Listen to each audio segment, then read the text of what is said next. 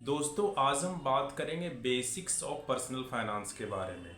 आज हम जो टॉपिक डिस्कस करेंगे उसको अगले अगले वीडियोस में भी उसको डिटेल में डिस्कस करने वाले हैं, राइट। तो चलिए आज हम स्टार्ट करते हैं बेसिक्स ऑफ पर्सनल फाइनेंस। सबसे पहले तो हम बात करते हैं कि पर्सनल फाइनेंस होता क्या है। पर्सनल फाइनेंस वो होता है जो कि आपके व्यक्तिगत जीवन को प्रभावित करता है। ऐसे फिनेंशियल डिसीजन, आर्थिक तौर पे जो डे टू डे लाइफ में जो आप लेते हैं, ऐसे आर्थिक डिसीजन या फिनेंशियल डिसीजन कहिए, वो वो वो कैसा होना चाहिए कि आपका जीवन सही चले, सही दिशा में चले, राइट। पैसों से रिलेटेड जो डिसीजन आप लेते हैं, जैसे कि आज आपको समझ में आ जाएगा। सो हम एक एक करके डिस्कस करते हैं, आपको समझ में आ जाएगा, राइट। तो सबसे जो पहला जो डिसीजन है जो आप लोग लेते हैं कि सबसे जो पहला पॉइंट आज हम डिस्कस करने वाले हैं कि don't stash the cash. Cash जमा करने के चक्कर में मत रहिए। सैलरी आया नहीं, सैलरी आ गई, ले से कि आपका सैलरी जो भी आपका सैलरी होगा, राइट। तो बैंक जो भी आप खर्चा कर देते हैं, खर्चा जो करते हैं स्कूल के बच्चों को स्कूल फी देते हैं, या राशन पानी लाने में जो आपका खर्चा होता है, या जो और भी जो खर्चा होता है घूमने फिरने में, उसके बाद जो पैसा बचा वो बैंक में बचा रह गया, राइट। फिर अगले महीने सैलरी आया, फिर वो जमा रहा है, जब उसी में जमा होते गया, उसी में सालों साल से पैसा जमा होते जा रहा है, होते जा रहा है, होते जा रहा है। फिर बाद में कोई बंदा आप आएगा आपके पास, या कोई भी इंश्योरेंस LIC एजेंट या कोई भी आया आदमी, आप बोला कि मुझे कुछ पैसे की ज़रूरत है, या कोई एक बहुत अच्छा स्कीम है जहाँ की पैसा डबल हो जाएगा कुछ सालों में या कुछ महीनों में, फिर आपके अंदर ग्रीड आएगा, फिर पैसा आप उधर डाल दोगे, राइट। ये गलत है। सबसे पहला तो आप नियम बनाओ कि पैसा को बैंक अकाउंट में मत रखो, राइट। तो आप करोगे क्या, तो आप ध्यान से सुनो आपको करना क्या है। आपको 3 बैंक अकाउंट रखना चाहिए। पहला बैंक अकाउंट जिसमें कि आपका सैलरी आता है। दूसरा बैंक अकाउंट जो होगा वो होगा आपका एक्सपेंस अकाउंट। तो आपका महीने का खर्चा जो भी है, लेट से कि आपका महीने का खर्चा 30,000 का है, तो 30,000 रुपया आप एक्सपेंस अकाउंट में ट्रांसफर कर दीजिए हर महीने, राइट। और उसके बाद जो तीसरा अकाउंट होगा वो होगा आपका इन्वेस्टमेंट अकाउंट। इन्वेस्टमेंट में आप जो भी करते हैं, लेट से कि आप LIC में आपका जाता होगा प्रीमियम, या म्यूचुअल फंड में आपका जाता होगा SIP, या आप स्टॉक परचेज करते होंगे हर महीने कुछ, अगर आपका फेवरेट कंपनी होगा तो उसका स्टॉक परचेज करते होंगे, तो उसका आप SIP करते होंगे, स्टॉक SIP करते होंगे, राइट। तो किसी ना किसी अकाउंट से आपका भी जाता होगा। तो आप एक अकाउंट बनाएं जिससे कि सारा इन्वेस्टमेंट, म्यूचुअल फंड, LIC, या FD में अगर आप रिकरिंग डिपॉजिट कर रहे हैं, हमने कि हर तरह का, चाहे फिक्स डिपॉजिट हो, चाहे इक्विटी हो, या म्यूचुअल फंड हो, या कोई और स्कीम जो हो, आपका इन्वेस्टमेंट स्कीम हो, हर तरह का इन्वेस्टमेंट का आपका एक ही अकाउंट होना चाहिए। अगर आप महीने में लेट से 10,000 करते हैं या 20,000 करते हैं, तो 10-20,000 रुपया आप उसी इन्वेस्टमेंट अकाउंट में ट्रांसफ़र कर दीजिएगा हर महीने। तो 20,000 रुपये अकाउंट कर दीजिएगा इन्वेस्टमेंट अकाउंट में, 30,000 रुपया जमा कर दीजिए आपका एक्सपेंस अकाउंट में। बाकी जो पैसा बच गया वो आपको क्या करना है, राइट। तो आपको ज़्यादा पैसा बचेगा ही नहीं, क्योंकि अगर आप 50-30-20 रूल से अगर आप चलिएगा कि 50% जो आपका सैलरी है उसको हमको खर्चा करना है, राइट। खर्चा करना है ज़रूरत की चीज़ों में।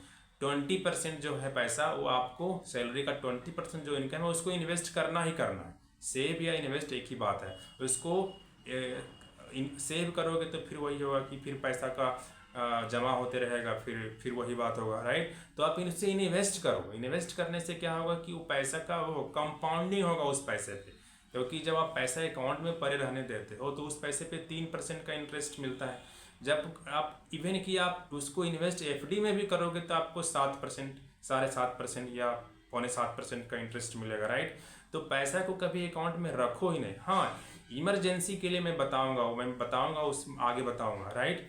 तो आपका जो भी सैलरी आया तो उसको 50-30-20 रूल से चलो। 30% क्या करना है, 30% आपके एक्सपेंसेस में ही आ जाएगा। लेट से कि आपको कहीं घूमना है, फिरना है, या कुछ महंगे कपड़े खरीदना है, या कुछ महंगी चीज़ें घर के लिए खरीदना है, तो 50% खर्चा करना है, 30% भी खर्चा ही करना है, राइट। वो इमीडिएट एक महीने बाद करना है या इसी महीने करना है। तो लगभग 80% तो आपका खर्चा ही हो जा रहा है, राइट। 20% आप इन्वेस्ट कर दो, एकदम अपफ्रंट उसको इन्वेस्ट कर दो, उसको बैंक में रखने की कोई ज़रूरत नहीं, राइट। अब है कि फिर आपको अगर ज़रूरत पड़ेगा कि इमरजेंसी फंड, आप बोलोगे कि सब पैसा हम इन्वेस्ट कर देंगे अकाउंट में रखेंगे क्या, तो उसके लिए है जो इमरजेंसी फंड, जो मेरा दूसरा पॉइंट वही मैं बताना चाहती हूँ, इमरजेंसी फंड। तो आपको कम से कम 6 महीने से ले करके, चलो अगर आप प्राइवेट नौकरी करते हैं तो 6 महीने का इमरजेंसी फंड तो होना चाहिए। आपका अगर खर्चा लेट से कि 30,000 रुपया है हर महीने, राइट, तो 6×18 1,80,000 रुपया आप उसको रख दो, चाहे उसको सेविंग अकाउंट में रख दो, या उसको लिक्विड फंड में रख दो, या उसको एफडी में रख दो, राइट, उतना रख दो। आप अपने सुविधा के अनुसार देख लेना कि उसको आप कहाँ रखना चाहते हो, राइट।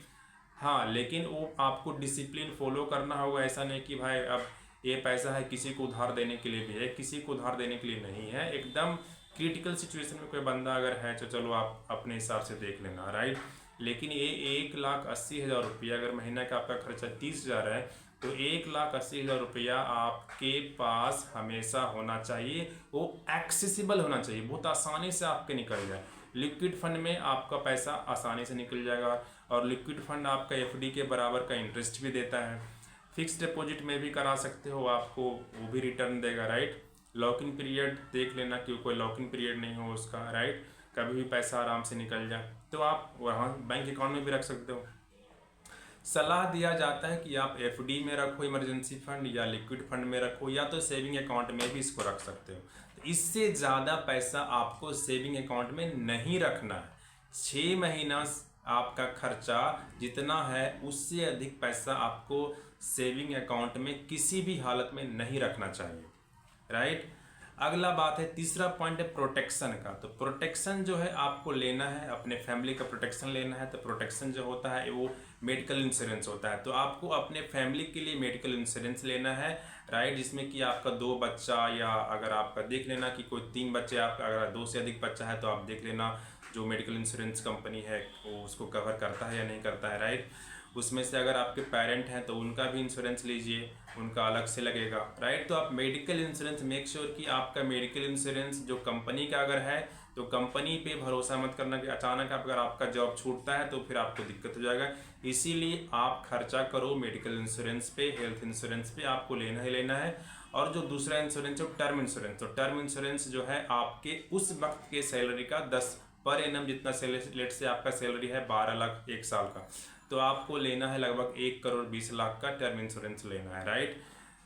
तो ये जरूरी काम है प्रोटेक्शन। उसके बाद चौथा में आता है, देखो इन्वेस्टमेंट, यहाँ चौथा पॉइंट है।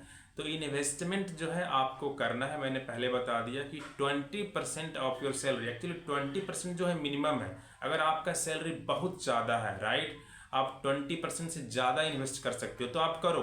30%, 40%, 50% भी इन्वेस्ट कर सकते हो, राइट, कोई ऐसा रूल नहीं है।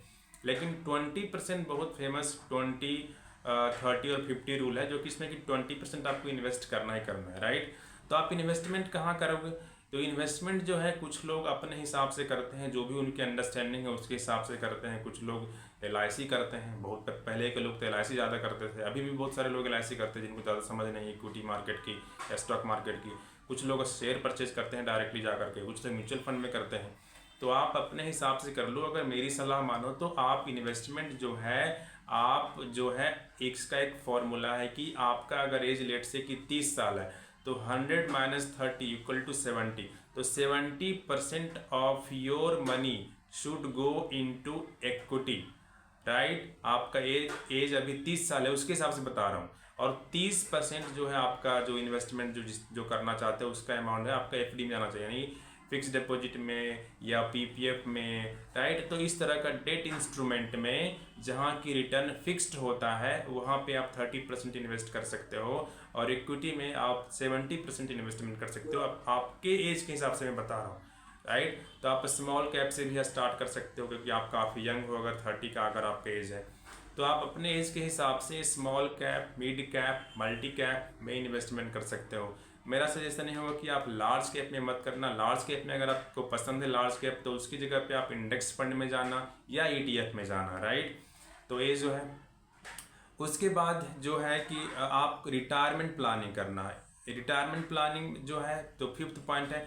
तो रिटायरमेंट प्लानिंग में आपको देखना है कि आप जब रिटायर होंगे, अभी आपका एज अगर 30 साल है, या बहुत डिफरेंट एज ग्रुप के लोग मेरा वीडियो देख रहे होंगे, तो आपका जो भी एज है, राइट, तो आप देखना कि 60 साल की जब आप हों, जब रिटायर आप होंगे, उस वक्त रिटायरमेंट के समय में आपका जो एनुअल एक्सपेंसेस है, लेट से कि आपका एक्सपेंसेस एनुअल एक्सपेंसेस है लेट से कि 50,000 पर मंथ के हिसाब से 6 लाख एक साल का, तो उसको आप 30 से गुना कर दीजिए, तो लगभग ये होगा 6 लाख को 30 से गुना कर 1,80,00,000 रुपया होगा लगभग, राइट। तो 1,80,00,000 रुपया आपके अकाउंट में होना चाहिए जब आप रिटायर हो रहे हैं, अगर आपका मंथली खर्चा 50,000 है और साल का खर्चा 6 लाख रुपया बनता है, राइट।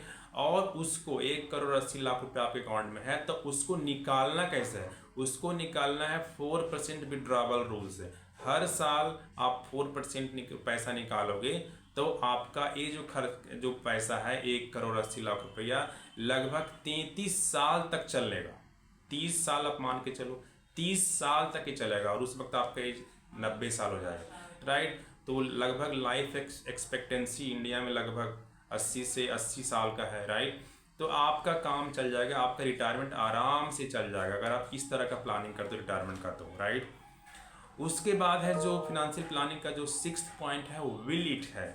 आपने बहुत प्रॉपर्टी बनानी है, लेकिन आपने कोई कागज़ ही नहीं बनाया कि आपके इस दुनिया में अगर आप नहीं रहोगे तो प्रॉपर्टी आपका किसका होगा, राइट। कौन नॉमिनी होगा, आपका प्रॉपर्टी किसको मिलेगा, तो विल बनाना बहुत ज़रूरी है, राइट।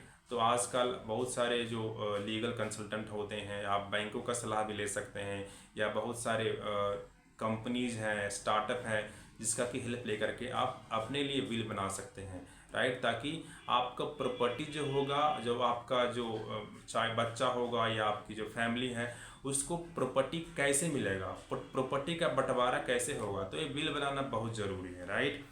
तो ये 6 पॉइंट मैंने डिस्कस किया, मैं फिर से इसको समराइज कर देता हूँ। सबसे पहला पॉइंट जो मैंने बताया, डोंट स्टैश द कैश, पैसा मत बैंक में जमा करते रहें। 6 महीना से अधिक इमरजेंसी फंड जो होगा, उससे अधिक आपके सेविंग अकाउंट में पैसा नहीं होना चाहिए। दूसरा जो मैं बताया, इमरजेंसी फंड बनाना चाहिए, आपको 6 महीने का इमरजेंसी फंड बनाना ही बनाना चाहिए। प्रोटेक्शन, आप मेडिकल इंश्योरेंस लें, हेल्थ इंश्योरेंस लें और टर्म इंश्योरेंस लें, ये 3 काम आप करें ही करें। उसके बाद चौथा जो इन्वेस्टमेंट करें, स्टार्ट करें, इन्वेस्टमेंट स्टार्ट करें आप म्यूचुअल फंड में अपने एज के हिसाब से। 100 माइनस एज, आपका एज अगर 30 साल है तो 70% जो आपका पैसा होगा वो इक्विटी में जाएगा, स्टॉक मार्केट में, या म्यूचुअल फंड में जाएगा, या इंडेक्स फंड में जाएगा। बाकी 30% जो पैसा होगा आप फिक्स्ड रिटर्न जो असेट देता है उसमें आप डाल सकते हैं, राइट।